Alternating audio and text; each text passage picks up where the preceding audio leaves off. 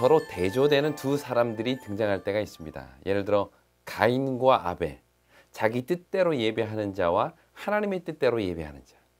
또 사울과 다윗, 스스로가 왕이 되려는 왕과 하나님을 왕으로 모신 왕. 또 신약에 와서는 유다와 베드로, 죄책감으로 인해서 결국 죽음에 이른 사람과 죄책감을 통해서 회개에 이른 사람. 이처럼 성경에는 자주 서로 대조되는 사람들이 나옵니다. 오늘은 그 중에서 특별히 이 마가와 디모데에 대해서 살펴보도록 하겠습니다.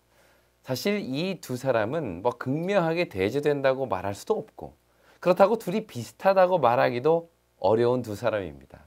그렇다면 이 둘은 어떤 공통점이 있고 또 어떤 차이점이 있으며 이들의 모습을 통해서 우리가 배워야 할 교훈은 무엇인지 함께 생각해 보도록 하겠습니다. 오늘 설교 제목이 마가와 디모데 1입니다. 그럼 다음번 설교 제목은 뭘까요? 그렇습니다. 바로 마가와 디모데 2입니다. 오늘은 이 디모데를 중심으로 이 내용을 살펴볼 것이고요. 다음번 설교에는 이 마가를 중심으로 이야기를 나누려고 합니다.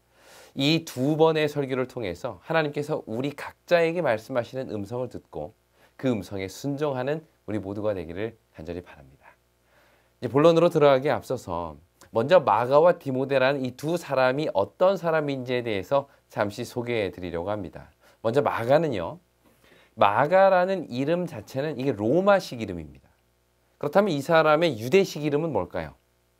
그렇죠. 바로 요한입니다. 그래서 사도행전 12장과 15장에 보면 마가를 가리켜서 마가라 하는 요한이다 라고 소개하고 있습니다. 그의 어머니는 마리아인데요. 사도행전 12장 12절에 보면 그의 어머니에 대한 소개가 나오는데 그 어머니가 바로 예수님의 마지막 유월절 장소를 준비한 바로 그 여인입니다. 그래서 우리는 그 장소를 뭐라고 부르죠? 그렇죠. 마가의 다락방입니다. 마가의 다락방. 그만큼 예수님과 마가의 가정은 아주 가까운 사이였음을 알 수가 있는 것입니다.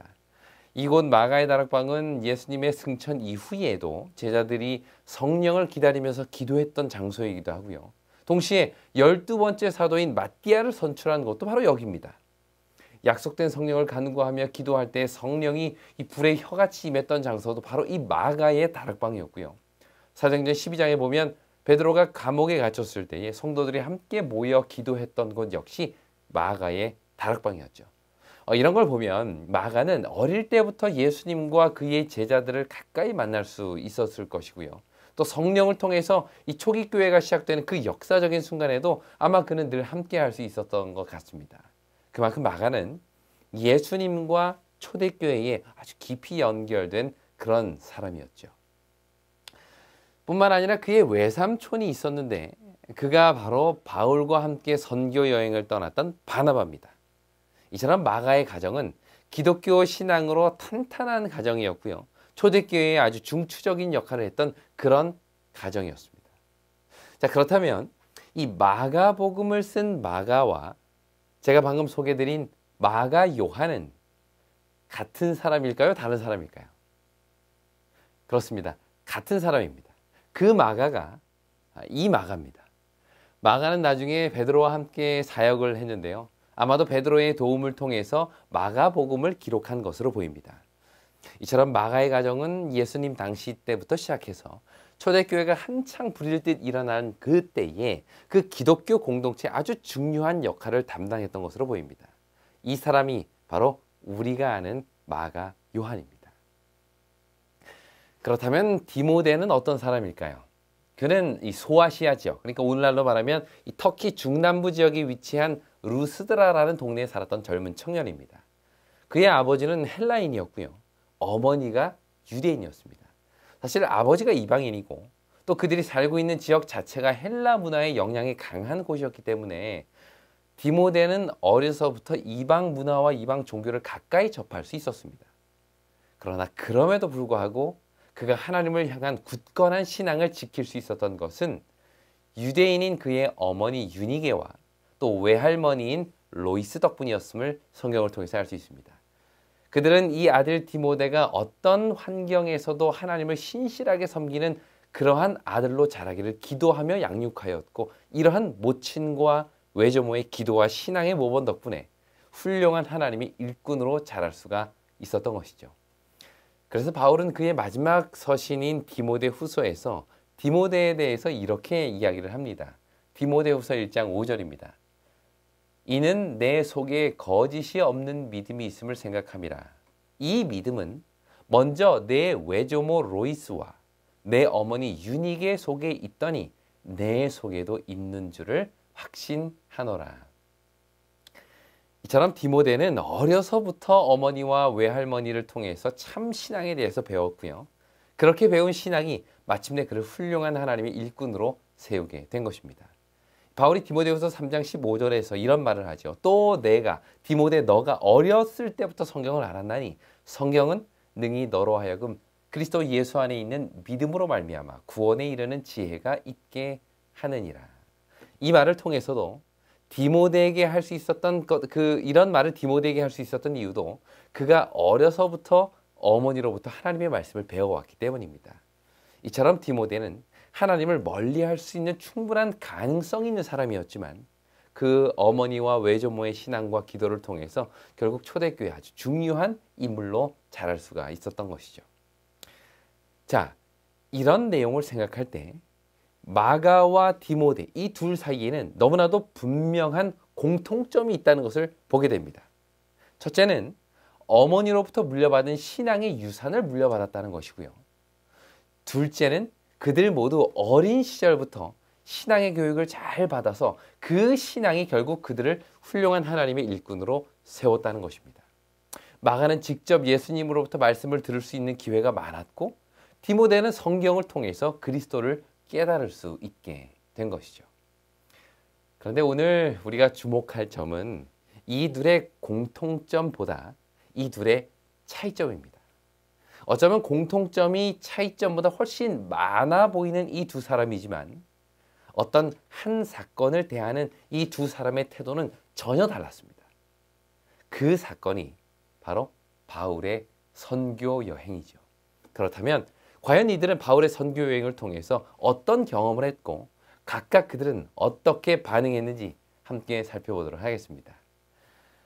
예수님을 믿는 자들을 핍박하면서 살았던 바울은 다메섹으로 가는 길에서 예수님을 만나죠. 정말 그걸 통해서 그는 기적적인 변화를 경험하게 됩니다. 그때부터 바울은 예수님 믿는 자들을 핍박하는 자에서 이제는 예수를 전하는 사람으로 바뀌게 됩니다. 하지만 문제는 그가 교회를 많이 심하게 핍박을 하면서 지냈기 때문에 교회가 그의 변화를 받아들이기가 어려웠습니다. 워낙 강하게 교회를 반대했던 사람이었기 때문에 혹시 그가 어떤 다른 생각으로 이런 일을 하는 것이 아닌가 믿을 수 없었기 때문이죠. 그래서 바울은 회심한 이후에 3년간 아라비아에 있었고 한 10여 년간 그의 고향인 다소에 머물러 있을 수밖에 없었습니다. 그런데 바로 그때 그를 무명의 그리스도인으로부터 선교의 최전방으로 인도한 사람이 있는데 그가 바로 바나바입니다. 바나바는 안디옥 교회를 돌보기 위해서 예루살렘으로부터 이렇게 파송을 받았었는데요. 그 교회를 보다 효과적으로 섬기기 위해서 다소에 있었던 바울을 직접 찾아가서 그를 데리고 안디옥으로 와서 함께 이렇게 동역을 하게 됩니다. 그리고 그렇게 동역한 지 1년 남짓 지난 후에 안디옥 교회가 이번에는 바울과 바나바 두 사람을 안수하고 선교사로 파송하는 일이 있게 됩니다. 이렇게 해서 바울의 1차 선교 여행이 시작된 것이죠. 이때 교회는 비록 바울과 바나바 두 사람을 공식적으로 선교사로 안수하고 파송했지만 선교 여행을 떠난 사람은 이 둘이 아니었습니다. 바로 바나바의 조카인 마가 요한이 함께 가게 된 것이죠. 이게 얼마나 큰 특권입니까?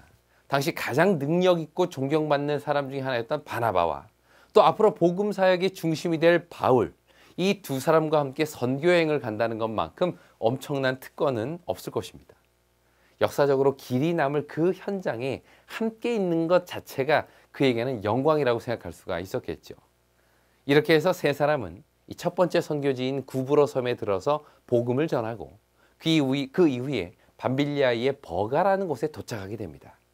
이제 그들은 이 소아시아 지역에서 본격적으로 복음을 전할 계획이었습니다. 그런데 이때 성경은 우리에게 충격적인 한 가지 사실을 이야기하고 있습니다. 사도행전 13장 13절과 14절입니다. 바울과 및 동행하는 사람들이 바보에서 배 타고 밤빌리아에 있는 버가에 이르니 요한은 그들에게서 떠나 예루살렘으로 돌아가고 그들은 버가에서 더 나아가 비시디아 안디옥에 이르러 안식일에 회당에 들어가 앉으니라. 성경은 여기서 마가 요한이 바울과 바나바를 떠나서 혼자 예루살렘으로 가버렸다라고 이야기를 합니다. 뭐 그 이유에 대해서 정확히 기록하고 있지는 않지만 아마도 어쩔 수 없는 상황, 예를 들어 몸이 너무 아팠다거나 아니면 예루살렘에 지금 당장 돌아가야만 하는 상황은 아니었던 것으로 보입니다. 나중에 1차 선교 여행을 다 마치고 예루살렘 총회 이후에 이제 15장에서 사도행전 15장에서 그 마지막 부분에 보면 바울과 바나바가 2차 선교 여행을 계획하고 준비하는데 이때 마가를 데려가는 문제를 놓고 이 둘이 아주 심하게 다투게 됩니다. 이걸로 봐서 마가 요한이 당시 예루살렘으로 돌아간 것은 아마 그 일이 생각했던 것보다 너무도 힘들고 어려웠기 때문인 것으로 보입니다. 당시 상황을 이 사도행적이라는 책은 이렇게 설명을 합니다. 고난에 익숙하지 않은 마가는 그 길의 위험과 궁핍으로 낙심하였다. 그는 좋은 환경 아래에서는 성공적으로 일하였으나 이제 흔히 개척자들이 당하는 반대와 위협 가운데서 훌륭한 십자가의 군병으로 고난을 견디는 데는 실패하였다. 오늘날 우리가 생각하기에 바울과 함께 선교 여행을 떠나는 것만큼 엄청난 특권은 없는 일이라고 느껴지지만 당신은 그렇지 않았습니다. 아무도 알아주지 않는 그곳에서 그 누구도 환영하지 않는 곳에서 듣기 싫어하는 사람들에게 복음을 전한다는 것은 얼마나 큰 부담이었을까요? 특히 그 소아시아 지역에는 정말 가는 곳마다 반대를 당할 뿐만 아니라 엄청난 폭력을 겪어야만 했습니다. 이런 반대와 위험은 마가 요한으로 하여금 심한 고민에 빠지게 하였고 결국 그를 중도에서 포기하게 만든 것입니다. 사실 좋은 환경에서는 누구나 성공적으로 일할 수가 있죠. 사람들이 인정해주고 또 복지가 잘 되어 있고 안락함과 안전이 보장된 곳에서는 뭐 너나 할 것 없이 일을 하려고 할 것입니다. 그러나 바울과 함께 떠난 여행은 그렇지 않았습니다. 아무도 알아주지 않는 곳에서 그 어떤 안전에 대한 보장도 없는 곳에서 언제 어떻게 죽을지 모르는 상황에서 자신을 그곳에 둔다는 것은 보통 사람에게는 견디기 힘든 일이었겠죠. 오늘날 우리도 마찬가지가 아닐까요? 이 편안하고 안락한 곳에서 신앙하는 것은 참 쉽습니다. 누구 하나 신앙으로 인해서 괴롭히는 사람도 없고 또 반대하는 사람도 없는 환경 속에서 예수님을 믿는 일은 그렇게 어렵지 않습니다. 하지만 바울과 바나바와 같이 이 위험과 궁핍이 가득하고 언제나 반대와 위험이 가득한 곳에서 복음을 전하며 살라면 과연 우리는 얼마나 견딜 수 있을까요? 선교 여행이 힘들어서 중간에 포기하고 돌아간 마가를 우리는 쉽게 비난할지는 몰라도 우리가 그보다 낫다고 결론을 내리기는 어려울 것 같습니다. 제가 이제 목회를 처음 나와서 목회 훈련을 받는 과정 가운데 일주일씩 전도 훈련을 받는 프로그램이 있었습니다. 그게 어떤 건가 하면 집집마다 돌아다니면서 이제 방문하고 전도지를 전하고 초청하고 거기에 들어가서 혹시 영접을 받으면 성경을 가르치고 저녁 집회에 초대하는 이제 그런 일을 하는 것입니다. 아침 먹고 한 8시 반쯤에 이제 나아가서 이제 차를 타고 가면서 배정된 곳에다가 이렇게 하나 둘씩 이렇게 떨궈주면 거기에서 이제 하루 종일 점심 지나서 저녁 때까지 거기서 이제 방문을 하고 사람들 문을 두드리고 복음을 전하는 그런 일을 했습니다. 아침에 양복을 입고 이 전도지가 가득 든 가방을 들고 밖으로 나가는데 마음이 참 무거웠습니다. 아무도 환영하지 않는 곳에서 수많은 거절과 반대에 부딪히며 오늘도 하루를 보내야 되는 것을 생각하니까 정말 마음이 좀 무겁고 걱정이 앞서는 경험이 있었습니다. 물론 복음을 전하고 복음을 다른 사람에게 나타내야 하는 것에 대한 기대감도 있었지만 두렵고 무서운 마음도 마음 한편에는 여전히 마음을 무겁게 한 것을 경험하게 되죠. 그래서일까요? 저는 개인적으로 이 마가의 마음이 참 잘 이해가 됩니다. 가는 곳마다 반대를 당하는데 그냥 단순히 거절당하는 것이 아니라 돌을 들고 달려와서 죽이려고 하는 상황에서 그 길을 계속해서 걸어가기란 결코 쉬운 일이 아니었겠죠. 그래서 결국 마가는 이 반대와 위험 가운데서 훌륭한 십자가의 군병으로 고난을 견디는 데는 실패하게 된 것입니다. 이렇게 하여 마가는 다시 예루살렘으로 돌아가게 되죠. 자, 이렇게 마가를 돌려보내고 이제는 바울과 바나바 둘만 남았습니다. 언제나 그렇듯이 든 자리는 티가 안 나도 사람 난 자리는 금방 티가 난다고요. 이 일에 함께 동참했던 마가가 떠나고 난 이후에 그 남아 있었던 사람들의 마음은 어떠했을까요? 모르긴 몰라도 그렇게 막 힘이 나고 흥겹지는 않았을 것 같습니다. 그를 이해하면서도 한편으로는 좀 원망스러운 마음이 있었겠죠. 하지만 그렇다고 포기할 바울과 바나바는 아니었습니다. 그들은 버가를 지나서 비시디아 안디옥에 도착합니다. 거기서 열심히 복음을 전하는데 유대인들의 방해가 너무 심해서 어쩔 수 없이 다음 장소인 이고니온으로 자리를 옮깁니다. 거기서 또 열심히 복음을 전하는데 이번에는 반대가 더 심해져서 이 반대하는 사람들이 돌을 들고 달려와 그들을 치려 했다라고 사도행전 14장 5절은 우리에게 이야기를 합니다. 그래서 어쩔 수 없이 바울과 바나바는 또다시 다음 동네인 루스드라로 자리를 옮기죠. 하지만 거기에서도 열심히 복음을 전했는데 아까 반대했던 그 비시디아 안디옥과 또 이고니온에 있던 유대인들이 굳이 루스드라에까지 따라와서 그들의 선교를 반대하는 것입니다. 그런데 이번에는 그냥 돌을 들고 던지려고 한 것이 아니라 실제로 정말로 돌을 들고 바울에게 던집니다. 당시 상황을 성경은 이렇게 묘사합니다. 사도행전 14장 19절입니다. 유대인들이 안디옥과 이고니온에서 와서 무리를 충동하니 그들이 돌로 바울을 쳐서 죽은 줄로 알고 시외로 끌어내치니라. 안디옥에서는 반대만 당하고 이고니온에서는 돌을 들고 치려고 했고 루스드라에서는 진짜로 돌로 쳐서 죽은 줄 알고 바울의 시체를 이 성 밖에 내 던져버립니다. 얼마의 시간이 지났을까요? 바울이 정신을 차리고 와보니까 자기가 성 밖에서 이렇게 피를 흘리고 있는 것을 보게 되죠.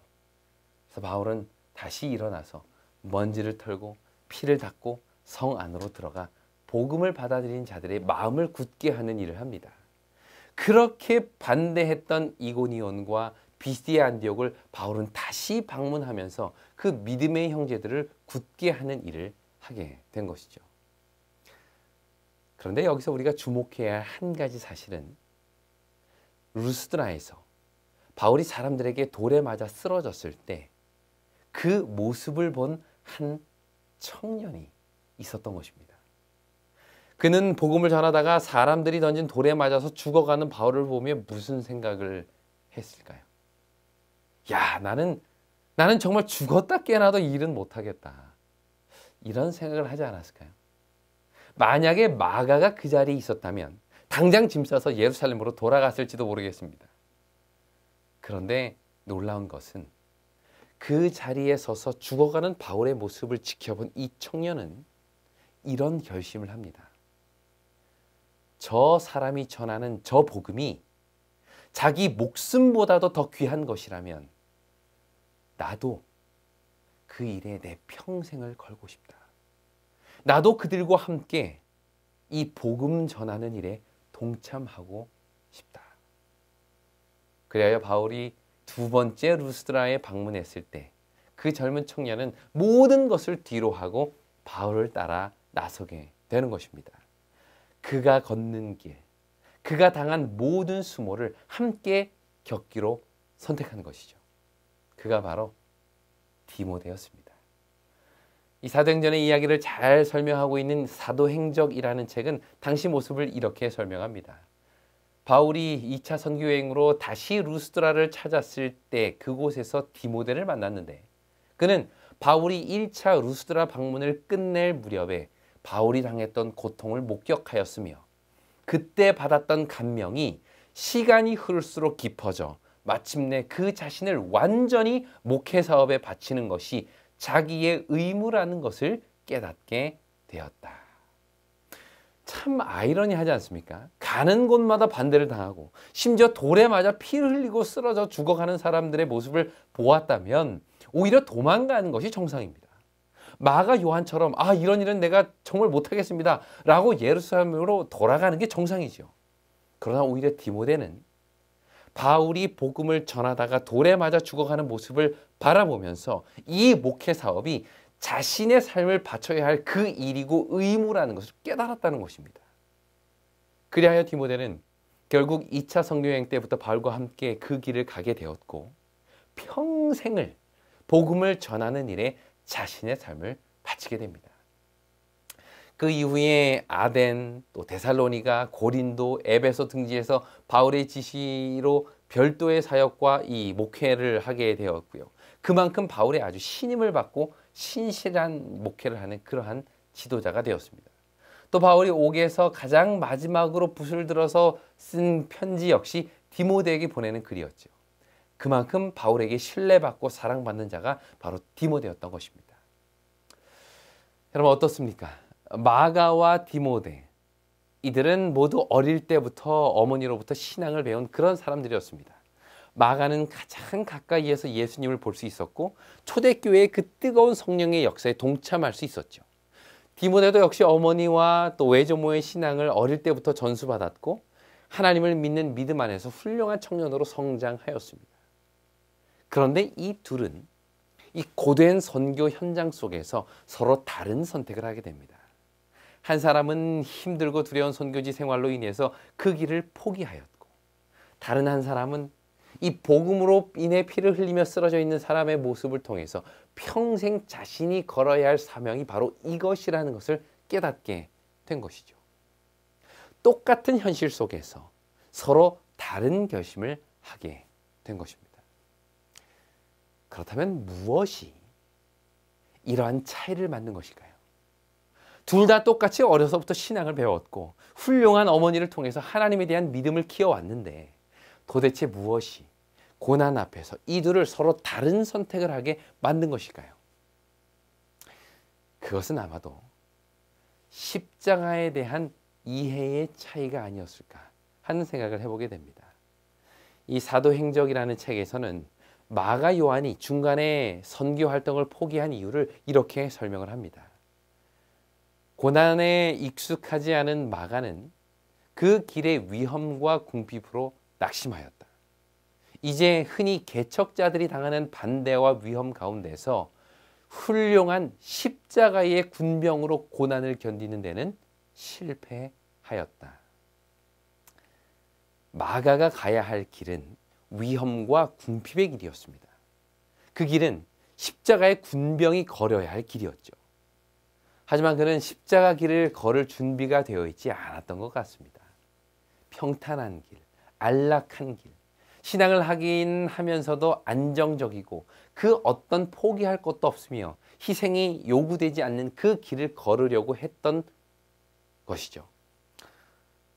그런 마가에게 있어서 선교사의 길은 너무나도 많은 것을 포기하도록 요구했던 모양입니다. 너무 많은 것을 희생해야만 했던 것이죠. 그래야 결국 마가는 그 길을 떠나서 예루살렘으로 돌아가게 된 것입니다. 하지만 디모데는 달랐습니다. 그는 오히려 고난을 통해 사명을 깨닫게 됩니다. 피를 흘리면서 죽어가는 바울을 보면서 그는 평생 내가 걸어야 할 길이 바로 이것이라고 깨닫게 된 것이죠. 왜냐하면 그 길이야말로 예수를 믿는 자들, 예수의 제자라고 자부하는 자들이 걸어야 할 길이었기 때문입니다. 마태복음 16장 24절은 우리에게 이렇게 이야기를 합니다.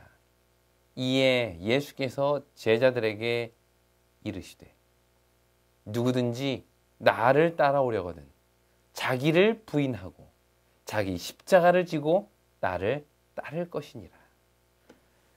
이것이 바로 예수를 따르는 자들에게 요구되는 삶입니다. 디모데는 그것을 알았고 그 길을 가고자 한 것이죠.